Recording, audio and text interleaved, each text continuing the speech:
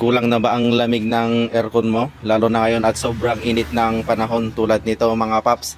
Kung dati ay saglit niya lang abutin yung talagang lamig ng buong kwarto. Pero ngayon ay nahihirapan na daw na abutin yung talagang lamig at saka sa gabi niya na lang daw naaabot yung talagang gusto nilang lamig sa tanghali. Hindi niya na kayang palamigin yung kwarto. So bali humina na yung kanyang lamig. Kaya ang advice muna natin dito na gagawin ay cleaning. Kasi kung mapapansin yung mga paps, yung mga filters niya, yung mga cooling pins, bali dito ay talagang madumi na para free yung hangin na lalabas at papasok. So ito nga pala yung kanyang hot side sa kanyang condenser. Lilinisan natin dito kasi kung hindi mapalamig ng blower ito, hindi rin lalamig yung ating cold side. Hindi siya masyadong lalamig. At lilinisan din natin yung kanyang mga cooling pins dito sa kanyang low side para mas mabilis na ma-adapt ng hangin yung lamig ng ating cold side na ilalabas niya dito sa ating blower. So bali yan, magbabaklas tayo ngayon at mag-cleaning tayo. Ayan, at ang una natin na babaklasin ay dito sa kanyang harapan. So bali rin yan. Ito lang yung filter mga paps. So ito na yung kanyang filter. Sobrang kapal na ng alikabok, hindi na makapasok yung hangin sa cooling pins natin. At ang susunod ay itong kanyang cover. Ayan. Bale, dito yung kanyang cooling pins ng low side mga paps. Ito yung lilinisan natin. Pero tatanggalin muna natin yung mga ganyan. Ito yung nagpapabaho sa aircon natin. Yung mga patay na butiki.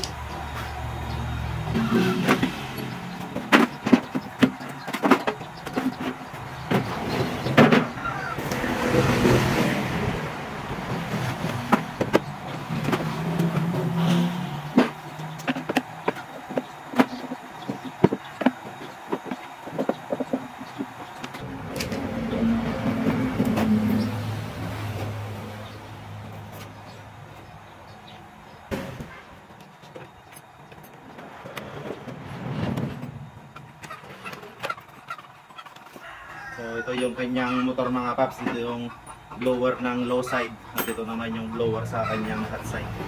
Na mga paps, nabaklas na natin, gagamitan natin siya ng pressure wash. Ito yung kanyang low side o kaya ay evaporator at ito naman yung kanyang hot side, natawag natin na condenser. So ayan, lilinisan natin ngayon.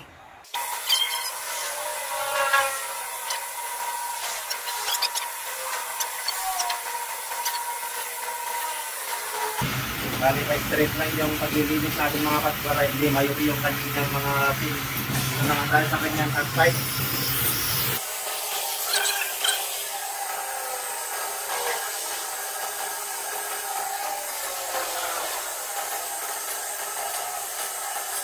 Nalinisan na natin, ito yung priority natin na lilinisan, pero lilinisan na din natin lahat. Total nabaklas naman na natin pati dito, pati yung kanilang mga filters.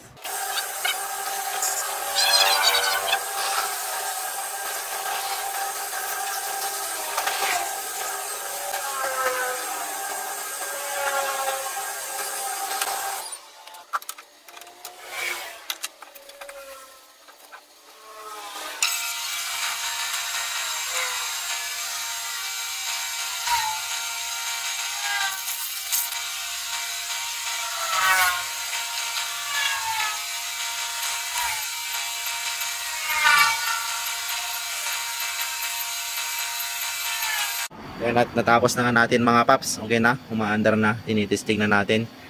So umaandar na rin yung kanyang compressor. Ito, malamig na yung kanyang binubuga. Observe lang natin to mga paps kung hindi siya mag-ice. Pero kung nag-ice ito, big sabihin kulang yung freon natin, may singaw siya. Pero anyway, okay naman kasi kanina pa natin na tinitesting ay wala naman. Kaya diretso symbol na tayo at i-deliver na natin.